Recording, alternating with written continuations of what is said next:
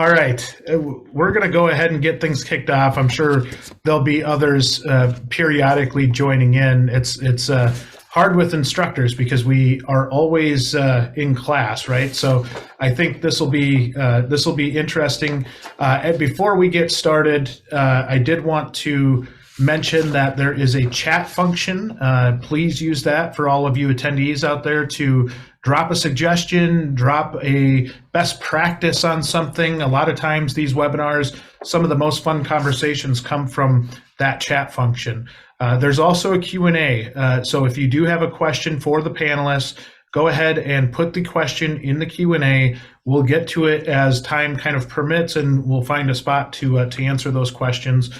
But other than that, the other thing I forgot, this is being recorded. A lot of times when we do these during the day, it can be really tough for people to coordinate schedules to get to the webinar live. So we all registrants get a link to the recording. If you want to share it with anybody, you're more than welcome to. I think it should be a lot of really good content. And especially directed toward educators. I think this is a really, really important one.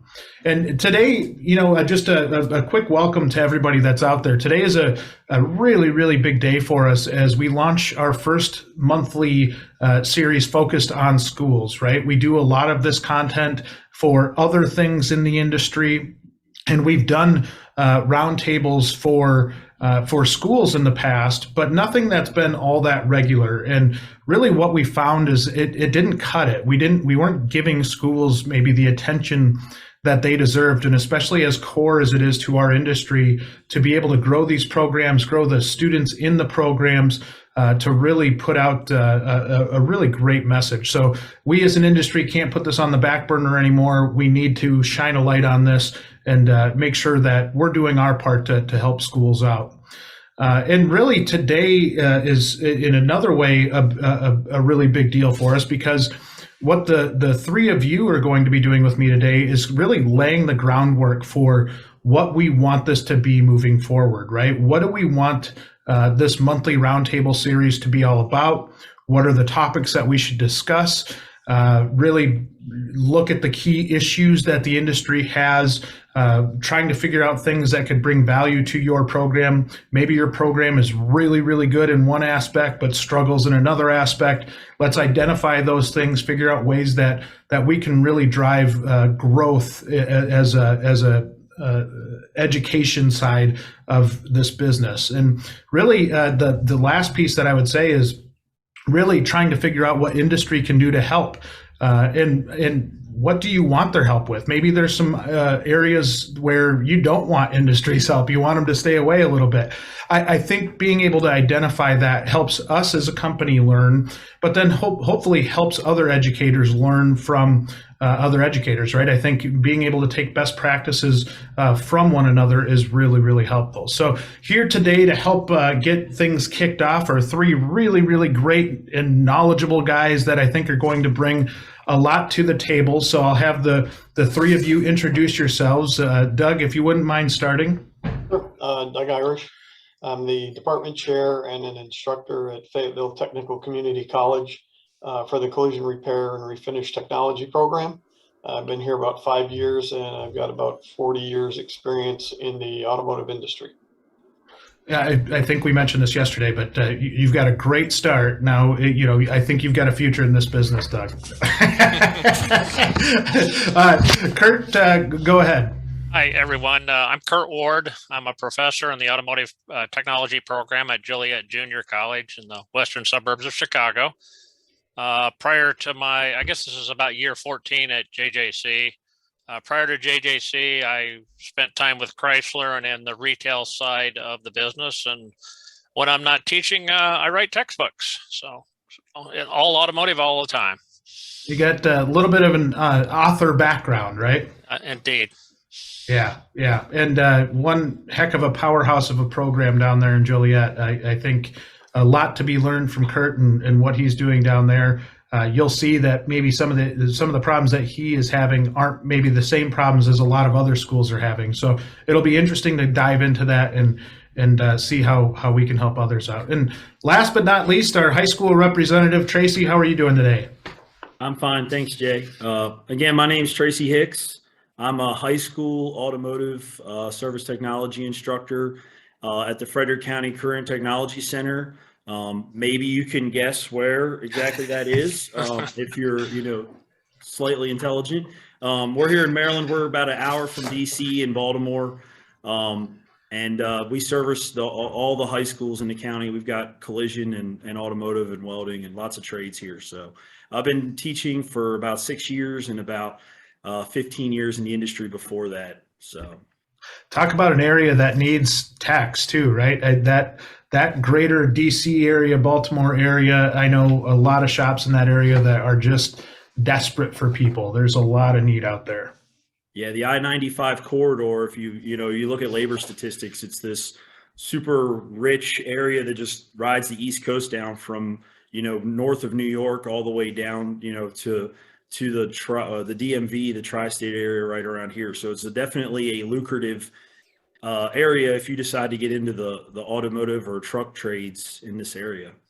Yeah, for sure. Now, the one thing, and I say this in a lot of the roundtables we do, that I absolutely love about doing roundtables are the diverse backgrounds and representations of what we've got up from the guests, right? We've got somebody at a post-secondary collision program, a post-secondary automotive program, and then the high school program. And I think being able to bring these different backgrounds together, hopefully what it does is help you hear some different things, maybe things that you wouldn't hear in a typical, meeting that you'd go to with all of your peers. I think there's a lot of things to be learned from others in the industry, and sometimes not traditionally, the backgrounds that you have. So with that, I want to start with kind of creating a baseline of what we're trying to get out of this thing, right? And when I say that, I think it really comes down to understanding what schools struggle with, and maybe not just specific to the three of your programs, but a lot of people in education,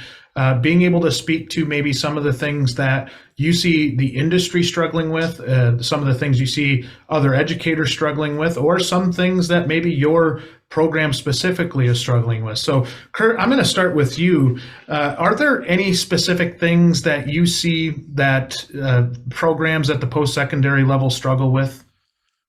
Well, yeah, and I'm going to qualify, yes, and I'm going to qualify that by where you are and what your circumstances are. And as I shared with you in one of our previous conversations, I'm blessed to live in a zip code where I have most everything I have everything I need and most everything I want. And there's not a lot of automotive instructors across the country who can say that. And that's unfortunate because while the demand that we have to meet right now is real beyond comprehension. But that being said, coming out of COVID, we have a record number of freshmen coming in. They're quite frankly not as prepared as we would have liked them to be because of circumstances, and that's no fault of the high schools and career centers that are feeding our program, because I feel like they do a pretty good job. And of course, at the same time, we've got industry clamoring for we need more, we need them faster, and we need them to know more. So really the challenge right now is to bridge that gap. You can't teach an alignment if you don't understand the difference in, say, the measurements on a tape measure or an angle gauge. So in some cases, you've got to go back. So I think, and I hope it's a short-term problem, but I think probably one of the biggest challenges we face right now is bridging that education gap and getting those students to where we need them to go out and be successful in the industry. Yeah, and Doug, anything that you would add to that? And I'm curious from the collision side if that kind of matches up with what Curt said, or if maybe you see some variances there. Yeah, it's interesting from at least from our perspective in the local market here. When I was fortunate enough when I was younger to go to a 2-year tech school in high school, and everybody in the class was kind of on the same plane with their knowledge of, what it was they were getting into. It is interesting for me being in the industry as long as I have been to see the percentage of students that come through this program that really don't have any idea what the program is going to be about when they join it. The majority of them, I think, join because they like the idea of being able to work with their hands, and maybe they're artistic, maybe they like computers, maybe they're they're into welding or whatever it is. But they don't really know what collision repair is until they get here. So that for me was eye-opening when I got here.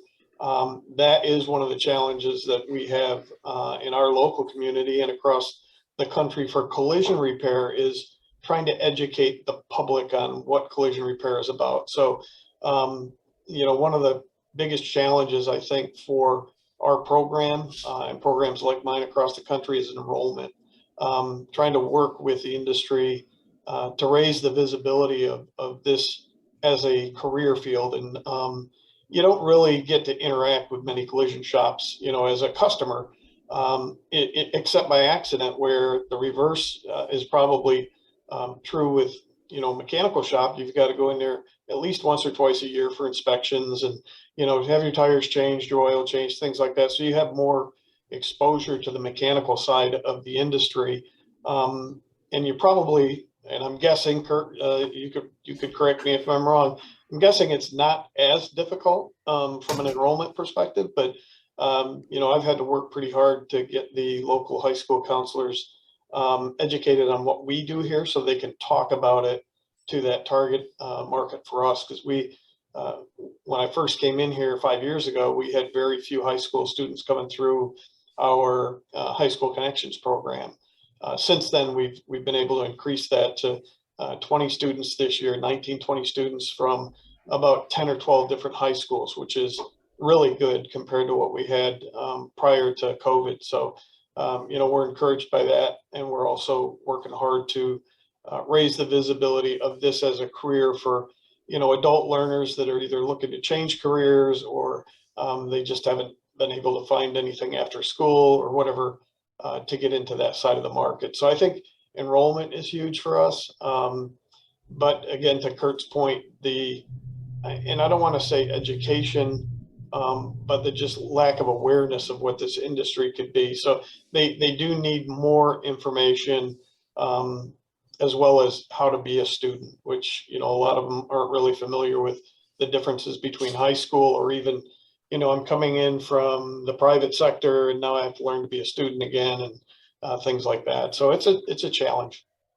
Doug, have you seen, and this is something that I've heard and seen some statistics behind, but the extinction of some of these collision programs at the high school level, it sounds like that's a pretty alarming issue right now. It's really expensive. It's probably one of the most expensive career and technical education programs because of the consumables that you use during the program. So the return on investment is a lot different for that than it is for a mechanical program or something like that, or carpentry, one of those things. One of the biggest challenges that we have at the high school level is being able to fund that, because they want to be able to pick and choose which programs to fund that are going to be successful. And their measure of success is the number of students that go through that program, not necessarily the number of students that succeed going through that program. That probably sounds a little, I shouldn't say it that way, but that's in reality. I think it's truth. They're counting the number of students in a program. Is a program successful based on how many head count I have in that program, and how many of them complete the year, not necessarily pass the program, but did they graduate from high school? Did they graduate from college? Those kinds of things. So high school has a lot more difficulty doing that. As a matter of fact, in our county, we have 17 or 18 high schools. There's only one collision program in the county that's not mine. I'm the only other collision program in in Cumberland County that offers collision repair to the high school students. That's interesting. And that's a good segue to Tracey here. Tracey, you heard the concerns on the post-secondary level. Anything match up with what you're seeing at the high school level, or is it a whole different bag of issues there? Well, it's a great question. I can only speak to our area, and we do a really good job with recruitment and enrollment. right now. I'm kind of concerned though, because with the COVID pandemic, we kind of had this bubble of time which we weren't able to actively recruit into the middle schools and even the elementary schools to get ourselves in front of the students. So, for the next 2, 3, 4, 5 years, I'm wondering if we're going to see a dip in the numbers that we had, the strong numbers that we had, because of the lack of the ability to get in front of those students due to protocol concerns and stuff. And we're back face to face. But if that dip is already created, we have to figure out a way through that. If those kids have already chosen a different pathway or made up their mind or committed to another program, that's already sowed, and we have to, kind of come out of that on the backside strong. So far, so good. We have record number of applicants for our automotive, collision, and welding programs this year, which is good. So that's kind of our concern for our county. We service 10 high schools across our county, and everyone comes to our central facility. But our facility is coming on 50 years old, and it's not built to be, a 2022, 2023 technical education center. The shop that I work out of was a diesel vocational shop. The welding shop was a, totally different 45 years ago. If we took a look at what things looked like in 1976, 77, we're talking typewriters and tube TVs and carburetors, and those are, that's the building that we're using. Our county's growing at an alarming rate, which is good for everything except, overcrowded schools and an overcrowded or undersized, out of date technical center. So that's our struggle right now.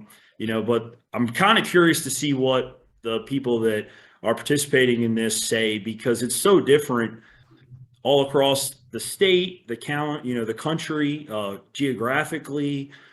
There's so much difference in what everyone's dealing with all over the whole country, different programs, different, communities. So I'm curious to see what kind of input everybody's looking for.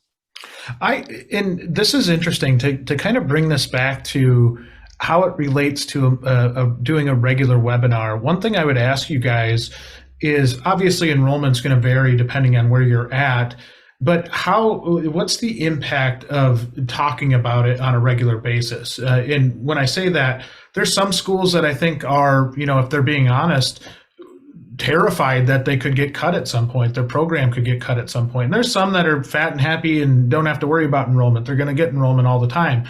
But are there things that you can dive into at a deeper level when we're talking about this on a regular basis? Are there things that, as it pertains to enrollment, that would really, I guess, figure out how do we get better at this? How do we get more consistent flow of not candidates? I'm used to being on the industry side, but of students, new students that are introduced to your program. And Doug, to your point, being able to get exposure to those that collision program. Are there enough things to talk about that you could dive into this and say we used one webinar 1 month that was just strictly on enrollment? Do you think there's enough to talk about in an hour-long session? I think there is. I don't know if you need to spend an hour talking about enrollment, but I think obviously for us, and I'm going to assume that the schools in other states are the same. We have a mandated advisory board for each program. So we have industry stakeholders that sit on our committee. We meet twice a year to talk about curriculum and how curriculum is aligning with industry needs, what we may have to go back to the state and ask them to change, to meet those needs. So we do have a lot of stakeholder interest and participation in our program. I've been trying to push those stakeholders into helping us because it will help them, again, raise the visibility of this program, because they're all focused on filling that enrollment or in that employment gap. They've got big gaps coming in the industry as far as technicians aging out, fewer technicians coming into the industry. And I haven't gotten a lot of traction with those folks putting, the right efforts into recruitment. they recruit for their own good, but they're not recruiting for the industry. And a lot of times their recruitment tends to be, I'm going to steal somebody else's technician to fill my gap. And, you know, if you're stealing technicians from somebody else, then the technician you stole is probably, it's kind of like the husband and wife thing, where if he's cheating on you, or if he's cheating with you, he'll cheat on you, that kind of thing. You know, I never had a lot of luck hiring technicians when I was a shop manager that stayed if they were looking to job hop, you know, for money. So, you know, we're really, a lot of the folks in the collision industry are now focused on mentoring and apprenticeships so they can grow their own talent. But they're having a hard time waiting for that talent to be ready for them. So they want it right now, instead of understanding, hey, if I'm going to grow my own talent and build the, you know, culture within my four walls, I need to make sure that, first of all, the technician coming in has a good foundation in what we want them to learn and want them to be able to practice here. And then we'll teach them the culture in our shop. They want somebody that can go out there and turn 120, 180 hours a week right now. And they're not necessarily willing to wait for, you know, that entry level tech that over the long term is going to be their future. You know, while the industry, at least on the collision side, talks about, you know, this employment gap, they're not willing to really fight it at the bottom level. Yeah, and shout out to Jonathan Couch in the chat here too. I can see him making some great points, and I think echoing some of what Doug just said there too, where it is so important for partnerships. And Curt, that's been one thing that you've done a phenomenal job at in growing your program, are those partnership things. And I think learning from somebody like you, in one, why those partnerships are so important in the first place, but then two, how to leverage those partnerships so that it helps you build that better program. I have to think that's why you've gotten to the success that you have in your school, is that you've had the ability to really grow some of these partnerships. Yeah, and you say but I'm one of seven full-time instructors, and so we share in that responsibility, and I call it a responsibility because, quite honestly, when you talk about the general manager or the service manager in a local dealership, or you're talking about the owner, in many cases, / technician in one of your better independent shops out there, they have a business to run. They know how many dollars per minute that service bay needs to generate. And so we have to go out and meet them, go out and find them, introduce ourselves to those industry partners, whether it's the Ford dealer or the Navistar dealer or that independent shop, and quite frankly, even those mass merchandisers, those Midases, those Firestones, because not everybody that we're going to produce out of our program is going to be an A-Tech. We're going to have A, B, C, and then some. And there's a place for every one of them. And to go out and you would be amazed. We've had a program for 70 years in Joliet, and the number of people who will go, I didn't know you had a program. And so to tell them what we're doing, yeah, it's amazing, right? It was like, ask your employees where they came from, because I can point to 4 who came through our program. But anyway, that's besides the point. They're busy people, so we've got to go out, make that connection, get them to be a part of our program. As Doug mentioned, the advisory place is an easy place to start, as long as you make it worth their while to attend, right? And then start working on things like shop visits, where you can take the student out there and let them see. Even at post-secondary level, you will be amazed the number of students who've never been in a service department. They don't know what they don't know. Getting them to come in and to do presentations, to set up internships where they can work part-time out there in these places while they learn. To go to these people with specifics. Hey, I need, and here's my list. And in many cases, it's components that you're throwing in the trash that, if I had a defective one, I can put on my car and use it to teach with. Another great example, and I'm blessed that I have particularly a Ford dealer down the street from me who has really bought into our program and is really doing all the right things. And we were doing a program this summer for middle school students, a tech camp, trying to increase our exposure, which many of us have done. And I said, hey, they had a Mach-E in demo service, all right? It's electric, it's fast, it's cool. Is there any chance you could bring it down to the school or have one of us come get it and borrow it for the morning during tech camp? Absolutely. Well, you can imagine every kid in that tech camp wanted their picture taken in the car. It generated an incredible amount of enthusiasm. My guess is somebody's dad probably or mom went to the dealership and bought one because Junior was so excited. So just really working hard with making those connections, and it's tough because every one of us has more on our plate than we can possibly do. Technology's changing at 100 miles an hour. We're trying to keep up with that, but really those connections are our lifeblood. That's going to we got to have a lot more involvement than showing up for a meeting and pizza twice a year. That's the key. Well, and that's the message we try to get across to industry in a lot of the content that we do. That was one of my biggest pet peeves, still is, going to an advisory committee meeting, talking through, rushing through things to check the box, having pizza, and then not talk again for, until the next advisory committee meeting. And I think that really is a struggle to where both, I almost feel like there's a little bit of a drop in communication there, right?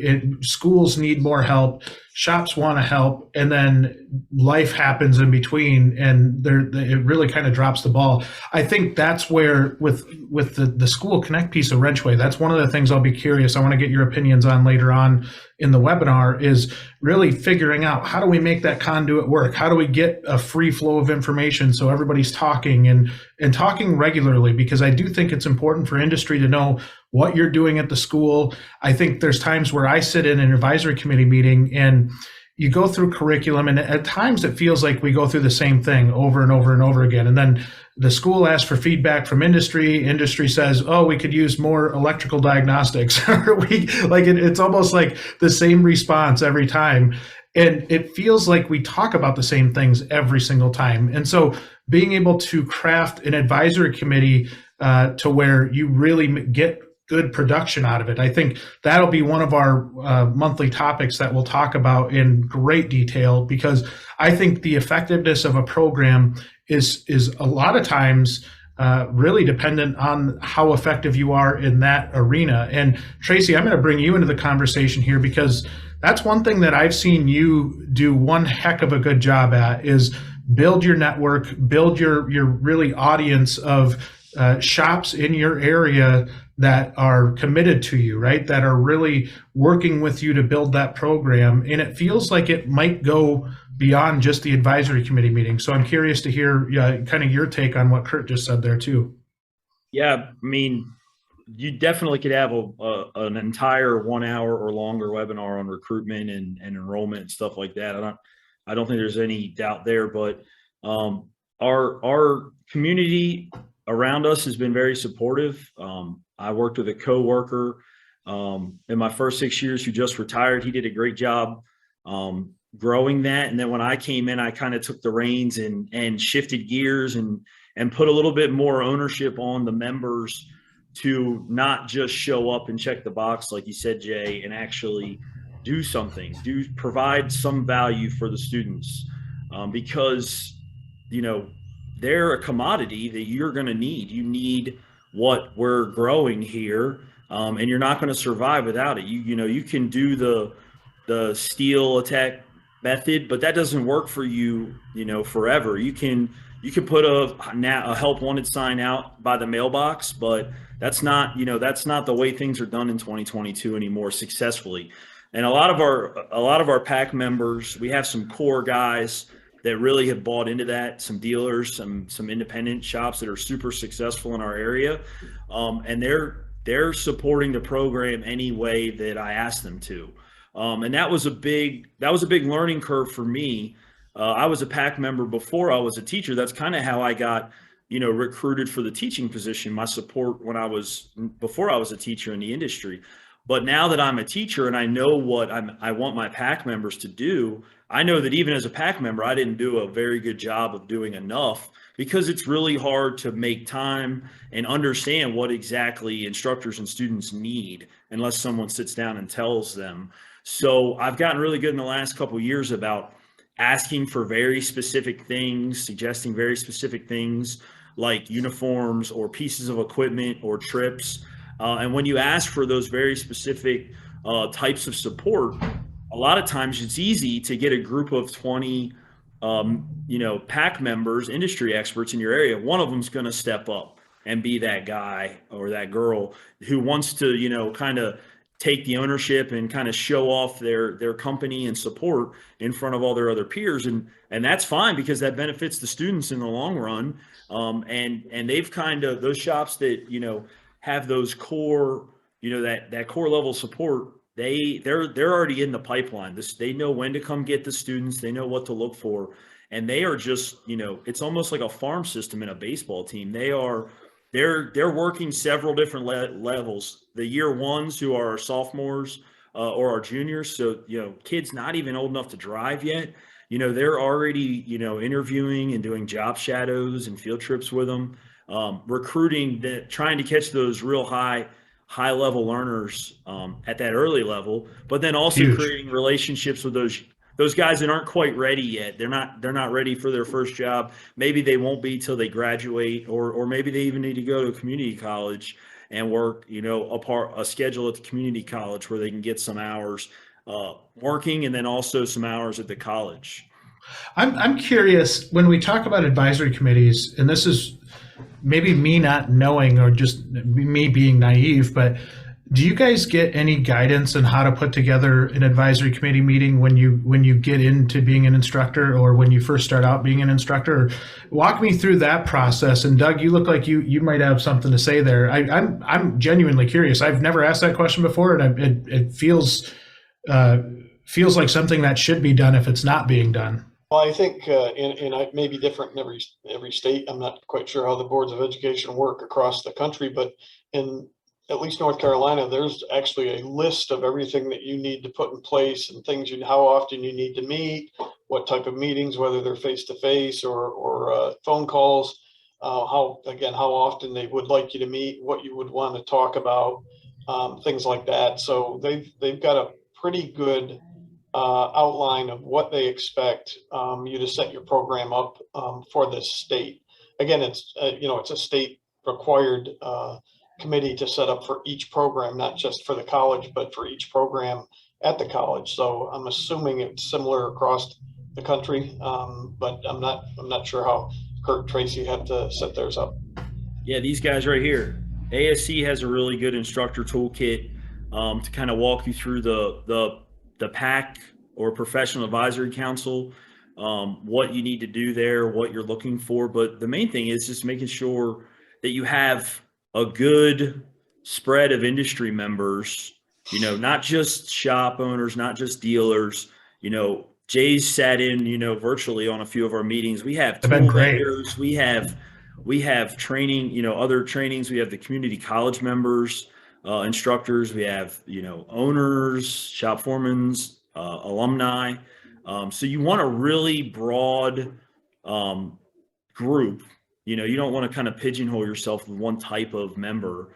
And then you just want their feedback on your program, what you need to do, how to stay industry relevant, what do they want, what do they need from you as a school, what are they looking for, and then also what do you need, because it's a relationship. They obviously need you, and we obviously need them. So just figuring out who you can get what from, or how each person can support, because they're all going to be different. Yep. Some people may not be able to hire before they're 18. Some may be able to work with you on that. Some may not be able to supply any kind of tools or uniforms or anything. So you just kind of got to, get as many valuable members as you can, and make sure that you are collecting the information that's valuable to you, and And yeah, probably also, your state board of ed, but, I pass that up the food chain if they want to look at it, not, but if my pack tells me that I need an updated scan tool, I'm going to make sure that's documented in my meeting minutes. And that's going to my CTE department Smart. because that's my industry telling me I need this tool, right? So I don't know what more you could need for, finding a means to fund that or get that piece of equipment. But even at that point, it's out of your hands. So, you've done the best you can to get that. So you really need a whole team. And like I said, our area here, our county's really good, has been really awesome about that. Our county budget is tiny, and it's spread very thin, lots of programs here. But we lean on the federal funding from the Perkins grants and stuff heavily, as much, probably more than any other program in the building, because, to keep up with the industry right now, it's expensive as a shop owner, so we're clinging to the coattails of the automotive industry right now, just trying to, stay as close to up to date as we can. But ASE gives standards for that for part of their accreditation process. It's on the internet. These type of recorded webinars or short videos and stuff can give you ideas that you can watch. The fact that it's recorded is huge because you can go back and watch it again if you missed something or you're trying to get some info or maybe a fresh look. So there's a ton of tools. You want to have as many tools in your toolboxes as you can, just like when you were a technician and you had that giant Snap-on Mr. Big Box with every tool they offered. Nothing changed with teaching. Your tools look a lot different. And that's such a good point. I'm glad you gave a shout out to the ASE Education Foundation. Our friends Mike Coley, George Ahrens, just incredible people that have the core of the industry and really the betterment of the industry in their heart. So thank you for mentioning that. Curt, anything to add? Yeah, and obviously we're certified through them, have been for longer than I've been at the school. In fact, I'm going through the midpoint self-evaluation currently, which is just a great double check to make sure that in the hurry of every day that we are still meeting all the requirements, and I have no doubt that we are. But what I would share with everybody is ASE is stronger in some areas of the country and not in others, but every one of those resources is on their website. It's there for anybody to use. They're thrilled to have everybody use it. Obviously, they'd love to have you as part of their program. I find value in it, but there's some parts of the state, there's some school districts that don't see value in it, but the materials are there that they're an awesome guide. And to Tracey's point, I really value the input of what I call the taxpayers in the district, which are the people on the advisory committee. They're funding our community college district. They're paying taxes to the local high school and the career center and those auto programs. And a lot of times, to Tracey's point, I might need a new scan tool or an update to the alignment machine. And it's just, that's Ward and the auto guys. They always want money. But when it's coming from a community member, it carries so much more weight with the administration. They seem to listen to those stakeholders in some cases more so than ourselves. I think this is all, this is such important stuff. And this is the stuff that I think as we're building this monthly roundtable, this is the stuff that I think we can get a lot deeper into, right? And apologies for today, because I think this is meant to be more of a broad discussion right now, right? Where it is truly talking about what are those things that have an impact to you. And what I've heard so far are some pretty cool things, right? Enrollment's obviously a big issue. Getting partnerships is a huge, piece of building a program. I think there's a lot of other things that can be really, really helpful. Now, I am curious, something like, for example, possibly building your alumni network and letting them kind of sell the program for you. How important is talking about something like that? And has that helped you guys in building your programs? So, Alumni Day. If you want to sell your students on the opportunities in the industry, bring back your successful alumni at whatever level they happen to be. One day a year, get everybody together, fund the pizza or the sandwiches or whatever you're going to do. Get the students out there in front of those folks. And we're blessed that we have students who are successful locally. We have students who've gone on to the university and are now successful with the OEs and the tier 1 suppliers. And quite frankly, even in what I'll call ancillary industries. So maybe I've got somebody over here successful in the forklift industry or wind energy, or industrial maintenance. It's amazing where many of our students have wound up. Just I don't know if by chance or by design, but we support a lot of industries inadvertently, and to get those folks in front of our students and let them tell their story. Quite frankly, it's a lot more believable than when they hear it from me. Well, and there's some, sorry, Doug, go ahead. I mean, there are some cool stories out there. Yeah, I was going to say the same thing. We invite our students back, and many of them, will call and ask if they can come in. So I never turn anybody down that wants to come in and talk to our students as a group, because it's a great way for them to share their experience. And they're also recruiting for their businesses when they leave here. So, it's a win-win for both of them. We have one former student that is now managing an MSO, and he's back here, graduated, I think 3-4 years ago, and now he's managing an MSO. So, we have a lot of success stories like that, and we take advantage of them. Same with shop owners. I invite them. We have them in twice a year to do a draft days where they come in and they watch the students perform whatever skills that they want to, and then the next day they sit down and do interviews with them. So, we try to interact with the industry as much as we can, and as much as we can with our former students, so that the current students can see, this isn't just all, I'm going to sit here and learn how to do all this and then then I'm going to have to go find a job, when, they can hear from the mouths of successful students that went through here that, hey, FTCC set us up with interviews, and they've been very supportive in helping us find jobs.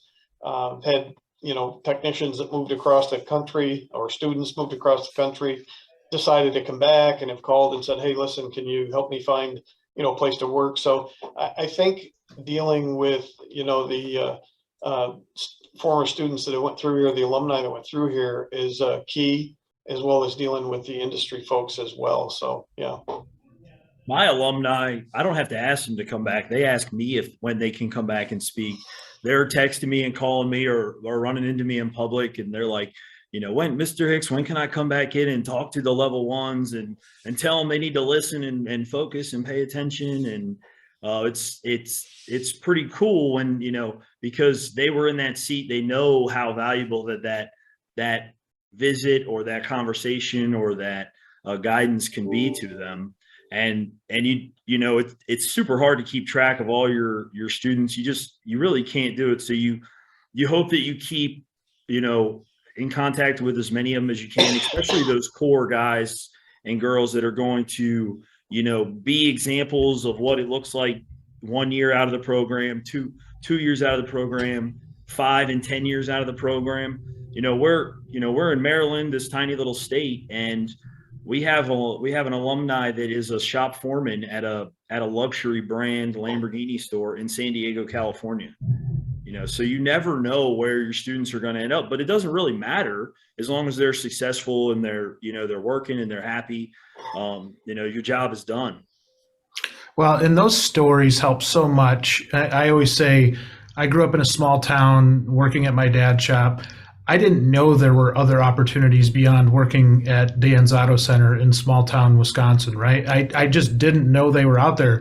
And once you get out of that mindset and see the opportunities that are out there, and that there's a whole bunch of different definitions of success and different ways to look at that, I think it can't help but to drive some encouragement and some really some hope for somebody that's going into a program, that there are a lot of opportunities. And hey, you know what? You get this base level information, and you get this base level of knowledge, and what you can build from there are some pretty incredible things. And maybe not the route that you would even think. I certainly did not think I would sit here in Mount Horeb at a tech company. I didn't think anything other than just being the shop owner's son, and that I was always going to work in a shop. I did not know how this was going to work out. I can guarantee you that.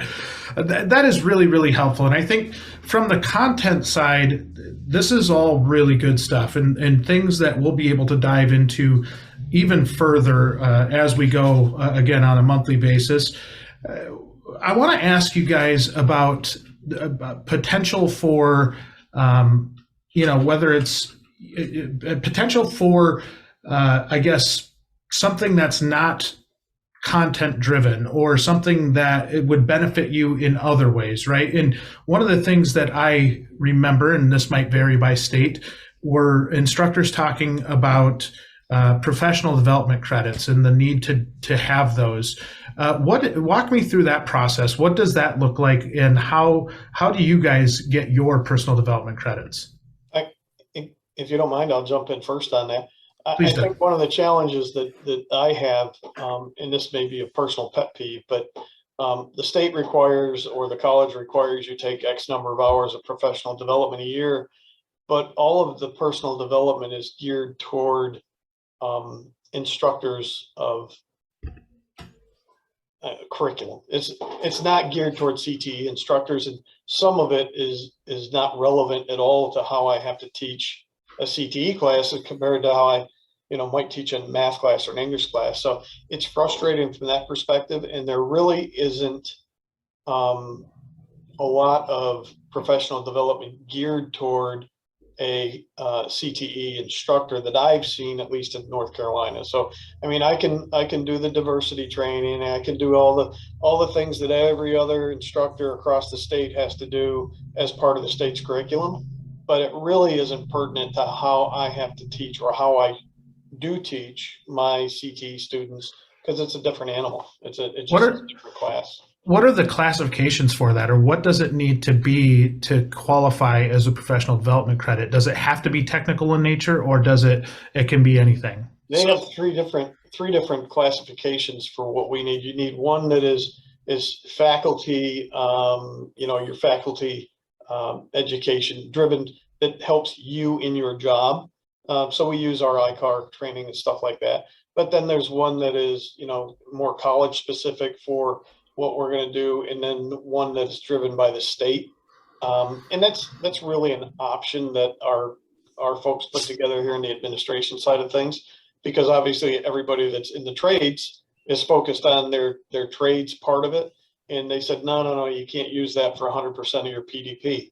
So, then they started saying, well, you can use, a percentage of that for that. And then so it's kind of, whatever they want to do is the way they do it, but it's not geared toward me as a CTE instructor.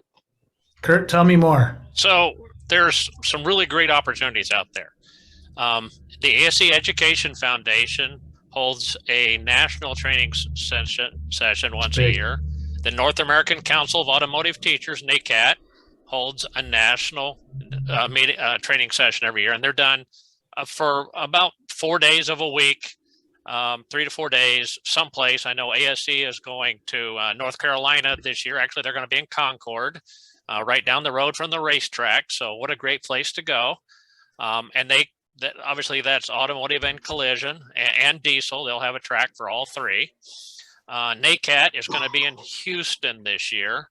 And I say this year, in 2023, as I'm referring to. This year's all, but I won't say this year's gone yet. But those are those are the national ones that if you've never had the opportunity to go, it is worth it. You will learn a lot from the classes, but you will learn more from your fellow instructors in the conversations before, after, during the social events. And I always tell everybody, listen, learn, and then shamelessly steal the best ideas you hear. Because that's no sense reinventing the wheel. If it'll work for you, you're in business. Then the other thing to do And I'm blessed here in the state of Illinois. We have a state instructor association. It's a private group. We meet twice a year for the purpose of technical training. And I know these associations exist in Michigan, in Florida, in Colorado. There's 2 associations in Texas that actually the state helps drive. There's an association in Arkansas. There's an association in South Carolina, and I'm sure I'm in California. I know, and I'm sure I'm missing others. So ask around. In many cases, people instructors when they're new don't even know these associations exist. They cost next to nothing. They get together for short periods of time, and you learn. And then the other piece that I'm very enthusiastic about is that our industry is becoming more and more electrified. Okay, that's a reality. And if somebody wants to argue with me, I'll remind them that hybrid vehicles came to this country in 1999, so they're not going away anytime soon. Okay, and I am extremely enthused about this, and for a couple of reasons. A, I love new technology, and B, the students love it, and it's cool to teach.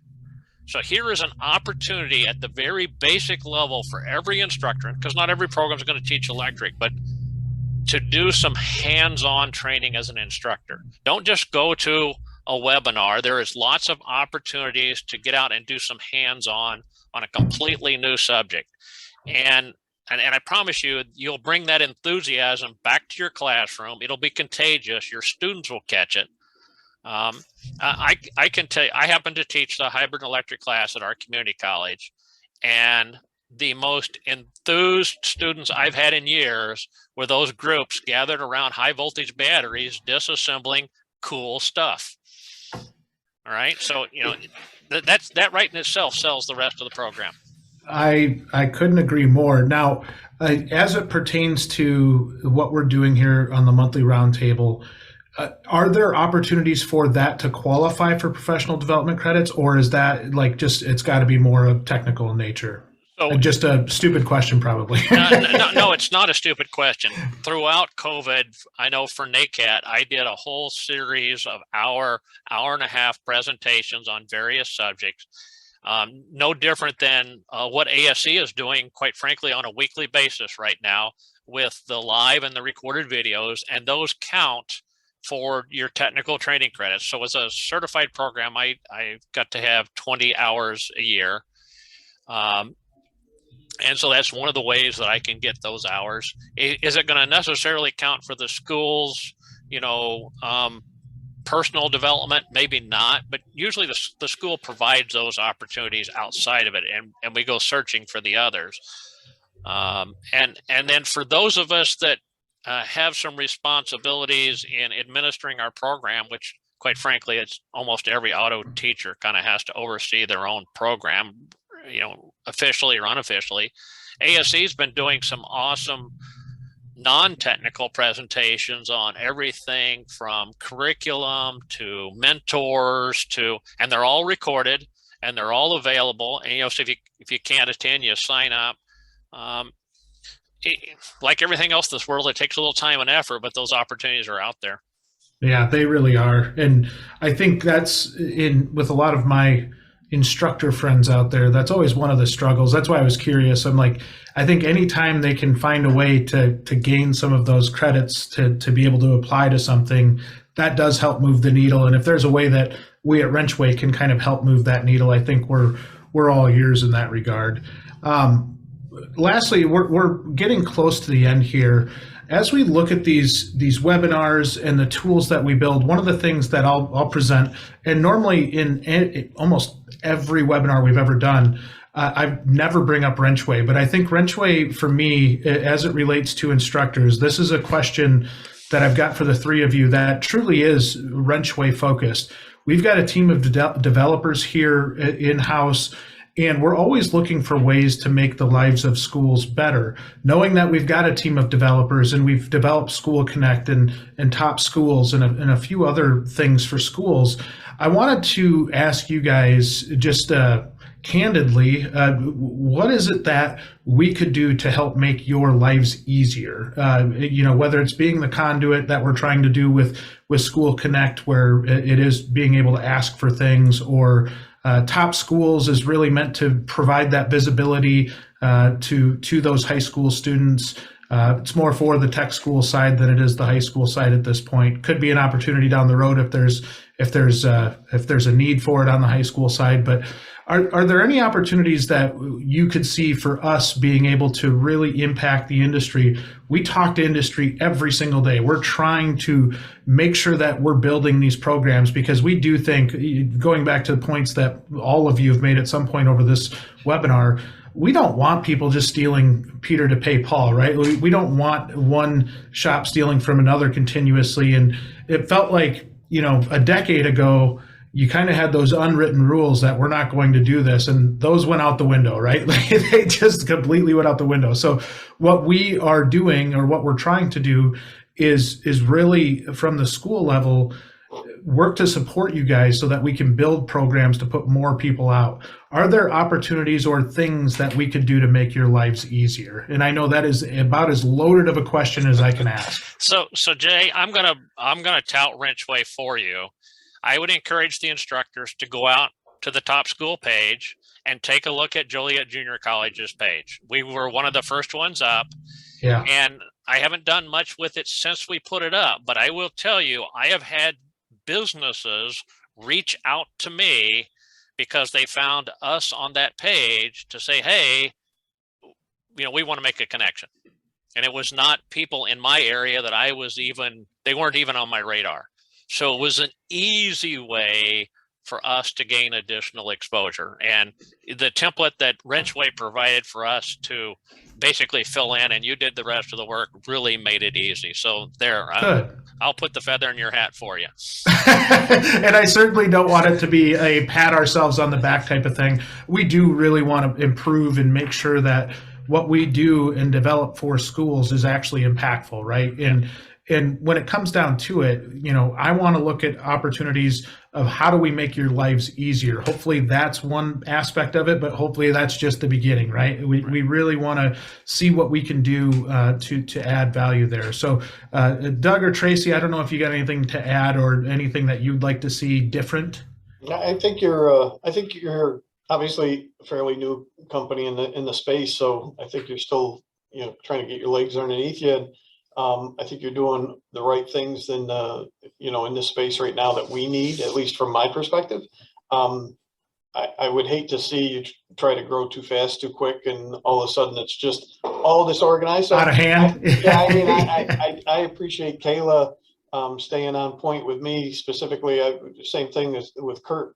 We got our webpage up on the site and haven't really done a whole lot with it, but I appreciate the reminders every now and then. Hey, Doug, we're still here. That you need help. So, it's good, but I think you're on the right path. I think that these roundtables will help. I think as we discussed previously, maybe there's a chance to segment the industry a little bit and do something a little more targeted. But I think if we get some feedback from the attendees on the call today, and they can give us a better direction in which way we would like to go. But I think appreciate you're doing a great that. job. Thank you so much. Mm-hmm. Tracey, anything, any, I guess, parting words there on things you'd like to see within, and it doesn't necessarily have to be WrenchWay, but industry in general, but anything we could do to help? I mean, just as long as everything needs to add value to either an instructor, school, or a student or an employer. So I think you guys are on the right track with, I personally love reverse job posts. But I'm in the East Coast, so we're waiting for that area to grow because, if the students are posting down there, there have to be jobs out there looking at those reverse posts. So as it grows, it's going to become more powerful, but I really like that outside of the box mindset on that. But other than that, just the, probably connecting, new instructors with how to use social media and these kind of platforms to partner and recruit, because that's one area where an instructor who's been in the industry for a while probably doesn't have any experience whatsoever. And a lot of the instructors, when they're new, they're thrown to the wolves to figure it out with not a lot of support. So it's kind of a trial by fire time for them. So I found some pretty good instructor groups on like Facebook groups Some where great ones. where I've become a resource for some new instructors to try to help them, and there's resources there for me and other things. Just a support network. You got to remember what it was like when you started, and know that not everybody has the same amount of support that someone like I had when I started, and everybody's dealing with their own issues. So just whatever we can do to get the best product in front of the students, and that way they make it into the industry, is going to be beneficial. That is great advice, and I appreciate the feedback from the three of you, along with your participation on here. Just a couple quick things that we're pointing out.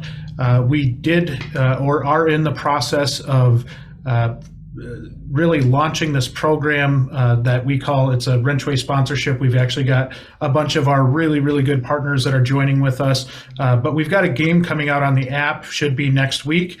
And with that game, each week we're going to give away $1,000 for an entire year. So for 52 weeks straight, we'll be giving away a total of $52,000. Whoever wins this game, it's called Loneliest Number. It's basically no skill whatsoever. It's all luck. Whoever wins each week will get $500. The technician themselves will get $500. And then the high school of their choice will get an additional $500. And so thank you to especially Jasper Engines and Transmissions. They stepped up big time, along with a lot of our other partners. We'll be talking a lot about them as we move forward. But a really, really cool program, again, to help try and hopefully grow the industry, get these high schools a little bit more support, even at the $500 level. Hopefully it's something that can help really build those programs. So something that we're really excited about. And then one other thing that we had here, let me just see. And then lastly, okay, so last thing that I was asked to talk about was School Connect. For those schools that are out there listening right now, if you haven't had a chance to check out School Connect, go check it out. It's a growing part of our platform, something that we've given you. Everything we do for schools is free, but we've given you the opportunity to ask for things and then have that shared amongst our network. So some of the things we didn't get into today to talk about are things like how to ask for help, how to ask for things to help support your program. That'll be something that we dedicate an entire hour to in one of our webinars coming up. So a lot of exciting potential coming in terms of what we're going to be talking about in the coming months. So I'd encourage you to watch out for those announcements as to when they come. And we'll be probably reaching out to a lot of the people that are in attendance today, asking for participation in these roundtables. We want to hear your thoughts. I think there's an opportunity for a lot of recurring guests when it comes to these roundtables, but really we want to get everybody's opinions in here and best practices and different things that we can do. And we think by doing it on a monthly basis, hopefully it'll help shine a light on you guys and help build bigger, better programs, right? So thank you to our three guests today. You guys were amazing. I truly appreciate you helping us kind of set the groundwork for everything that we're going to do moving forward. So greatly, greatly appreciate you guys.